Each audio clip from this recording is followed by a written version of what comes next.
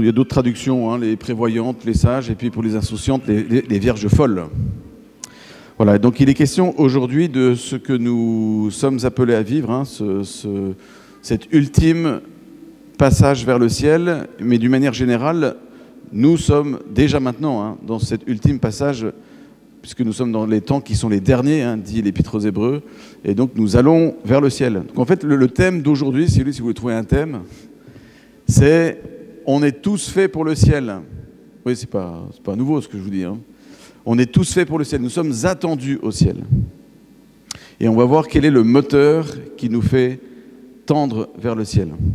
Donc dans l'Évangile, il y a cette parabole hein, que Jésus utilise pour nous parler des derniers temps et notamment de ce qu'on appelle le jugement particulier. Je vous rappelle donc nous croyons en deux jugements.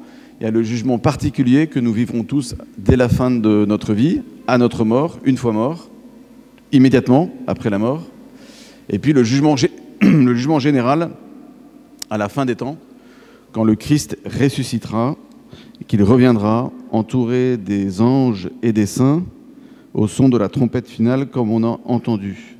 J'aurais dû donner une recommandation pour la deuxième lecture. On a eu les versions courtes et en fait j'aurais aimé pour le coup qu'on ait la version longue. Mais je vous raconterai des petits passages, des versets que nous n'avons pas entendus du coup.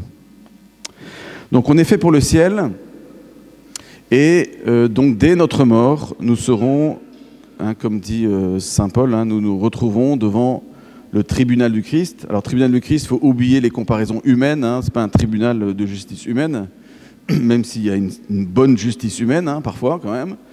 Mais c'est le tribunal de Dieu, le tribunal du Christ. Le tribunal du Christ, c'est quoi? C'est un tribunal de miséricorde, où nous serons, comme dit saint Jean de la Croix, jugés sur la charité, nous serons jugés sur l'amour.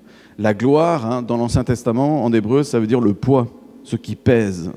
Ce qui pèsera dans la balance, si on veut reprendre une image humaine de la justice, ce qui pèsera, comme vous savez, c'est pas la gloire personnelle, c'est pas notre succès, c'est pas notre efficacité, c'est pas notre argent, ou je sais pas trop quoi, notre carrière, ou c'est pas le nombre de gens qu'on aura réussi à rattraper pour les convertir, même si c'est important d'annoncer la bonne nouvelle et qu'un plus grand nombre se convertissent, hein, comme dit saint Paul, ça c'est sûr.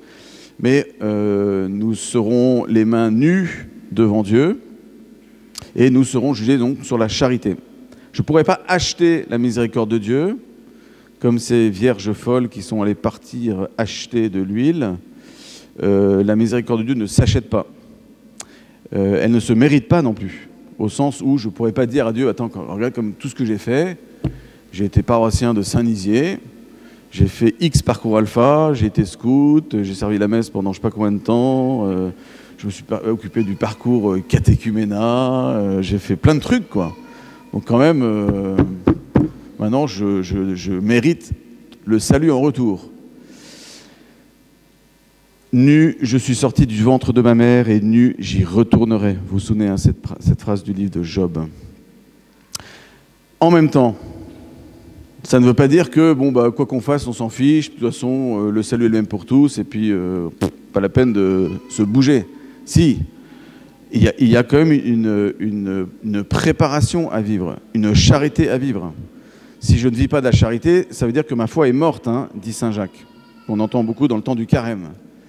Donc, nos actions bonnes ne sont pas de l'argent qu'on va monnayer pour acheter le salut, mais nos actions bonnes sont le témoin de la véracité de notre foi, de la vérité de la foi, du caractère vivant de la foi. C'est pour ça que saint Jacques dit, si tu n'agis pas, ça veut dire que ta foi est morte. Et une foi morte ne conduit pas au salut. Elle conduit ailleurs. Hein, je vous rappelle hein, ce que dit saint Jacques. Hein, les démons eux-mêmes, le diable lui-même a la foi. Mais il a une foi qui est morte. Une foi qui ne porte pas à la vie. Donc nous sommes vraiment invités, comme les vierges sages, les vierges prévoyantes, à vivre intensément de ce salut, dès maintenant. Alors, il y a quand même un côté difficile à avaler dans cette parabole, c'est qu'on a l'impression que les vierges prévoyantes ne sont pas très sympas et pas très charitables. Parce qu'elles se réveillent toutes en milieu de la nuit, et puis il n'y a pas assez d'huile, et donc les autres disent bah, « filez-nous un petit peu de trucs, parce que sinon ça ne va pas le faire ».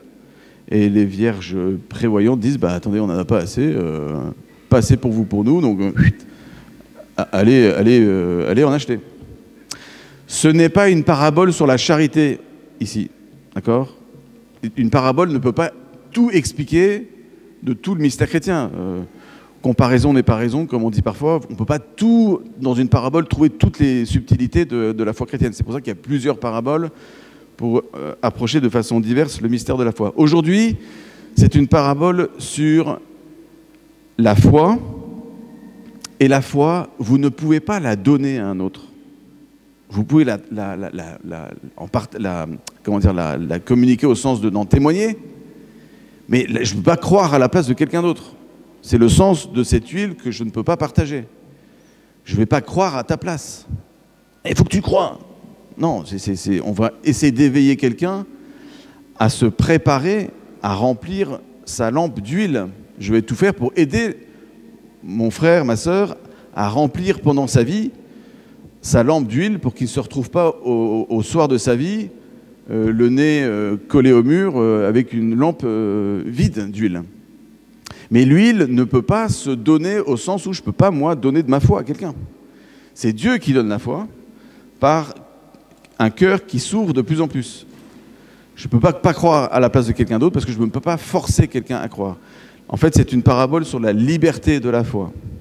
La liberté de la foi. Or, ces vierges prévoyantes ont fait un bon usage de leur liberté pendant leur vie.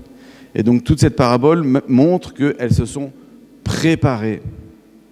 C'est un évangile sur la préparation. Elles se sont préparées à rencontrer l'époux. Ce qui est triste, en fait, dans l'attitude des vierges folles, c'est qu'elles se foutent pas mal de rencontrer Dieu un jour ou pas.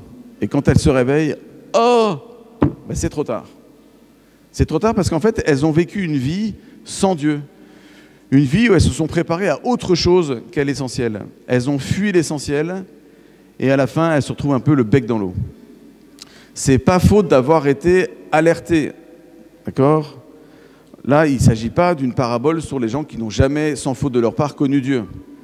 Là, elles ont connu, elles savent. Elles se sont venues quand même, elles sont venues avec leur lampe. Et donc elles savaient bien qu'il fallait une lampe. Mais elles ne se sont pas préparées à la rencontre, de sorte qu'elles n'avaient pas d'huile. Donc c'est un évangile où le Seigneur nous invite à nous préparer. C'est pour ça que du coup, dans la deuxième lecture, avec une version un peu plus longue, Saint Paul nous remplit d'espérance en disant, frère, nous ne voulons pas vous laisser dans l'ignorance au sujet de ceux qui sont endormis dans la mort. Il ne faut pas que vous soyez abattus comme les autres qui n'ont pas d'espérance. Les vierges folles étaient abattues sans espérance. Saint Paul dit, vous, soyez remplis d'espérance. Donc, l'un des éléments qui met de l'essence dans le moteur pour nous tirer vers le ciel, c'est l'espérance. Un chrétien sans espérance, c'est un chrétien qui meurt. Vous voyez, le Saint-Père, le Pape François, insiste beaucoup sur la vertu d'espérance. Benoît XVI, son prédécesseur aussi, a même fait une encyclique sur l'espérance, Spéciale Vie, pour nous entraîner à avoir un cœur gros, j'allais dire, un cœur grand, avec de l'espace dedans, rempli d'espérance. Et quel est l'objet de notre espérance, dit saint Paul? C'est que nous le croyons, le Christ est mort et ressuscité, et de même nous aussi, à la fin des temps, nous ressusciterons. Nous le croyons aussi, ceux qui se sont endormis, Dieu par Jésus les emmènera avec lui. Donc saint Paul détaille, parce que saint Paul croit encore qu'il verra de son vivant le retour du Christ dans la gloire. C'est étonnant, Il y croyait à fond, il y croyait tellement à fond que lui, il s'est dit, non, mais moi nous, on sera encore là quand le Christ reviendra. Donc c'est pour ça qu'il dit, sur la parole du Seigneur, nous vous déclarons ceci, nous les vivants, nous qui sommes encore là pour la venue du Seigneur, nous ne devancerons pas ceux qui se sont endormis. Et donc là, il dit, au signal donné par l'archange, au son de la trompette finale, de la trompette divine, le Seigneur lui-même descendra du ciel. Là, je vous parle du jugement général à la fin des temps. Il descendra du ciel. Je reviendrai comme je suis parti. Vous vous souvenez de ce qu'avait dit Jésus à l'Ascension. Il reviendra dans la gloire. Et ceux qui sont morts dans le Christ ressusciteront d'abord. Donc tous les morts ressusciteront. Tous. Tous les morts. Tous les morts. Les justes comme les injustes, dit Jésus au chapitre 5 de Saint Jean. Ceux qui sont au ciel comme ceux qui n'y sont pas. tous ressusciteront. Les uns pour aller avec leur corps ressuscité dans la gloire du ciel, et les autres avec leur corps ressuscité pour aller dans les peines infernales, en enfer, avec le corps aussi. Donc, ils ressusciteront. Ceux qui sont morts dans le Christ ressusciteront d'abord. Ensuite, nous les vivants. Donc Saint Paul, il y croit, quoi. Nous les vivants, nous qui sommes encore là, sur la terre, nous serons emportés sur les nuées du ciel, en même temps qu'eux, à la rencontre du Seigneur. Donc tous les morts ressusciteront, et ceux qui seront encore sur la terre, alors là, Saint Paul, il ne fait plus partie de l'équipe, parce qu'il est mort, mais ceux qui seront encore vivants dans la vie terrestre d'ici-bas, on ne sait pas ce qui va se passer, il ne dit pas qu'ils vont mourir, mais ils seront emportés sur les nuées du ciel avec tous ceux qui seront ressuscités. Donc ceux qui seront encore sur la terre, vivants, seront emportés dans les nuées du ciel avec leur corps aussi ressuscité. Peut-être qu'ils vivront ce que certains théologiens pensent pour Marie, une espèce de dormition, un passage de la vie d'ici-bas à la vie d'en haut. Peu importe, le résultat, c'est que tous nous ressusciterons, tous nous aurons un corps glorieux pour ceux qui sont dans la vie éternelle et un corps dans la désespérance éternelle pour ceux qui seront en enfer. On espère qu'il y aura moins possible, mais voilà. Alors, c'est le dernier point, c'est la première lecture du coup. Première lecture nous aide toujours à comprendre l'évangile. Quand il y a un passage dans l'évangile qu'on ne comprend pas trop, il faut revenir à la première lecture de dimanche. La première lecture, elle parle de cette sagesse qui court après nous. Elle se laisse trouver par ceux qui la cherchent. Elle devance leurs désirs en se faisant connaître la première. Quel est le mot-clé de cette première lecture? Et en fait, c'est le mot-clé de tous ces textes d'aujourd'hui. C'est le désir. La grâce à demander aujourd'hui, c'est de désirer Dieu, d'avoir des grands désirs, des désirs forts, des désirs saints. Pas des petits trucs, c'est pas des envies. Une envie, ça vient, ça passe. On peut avoir une envie, j'ai envie de, de manger une glace, bon, très bien. Non, mais c'est bien, mais c'est pas ça qui va me conduire au ciel.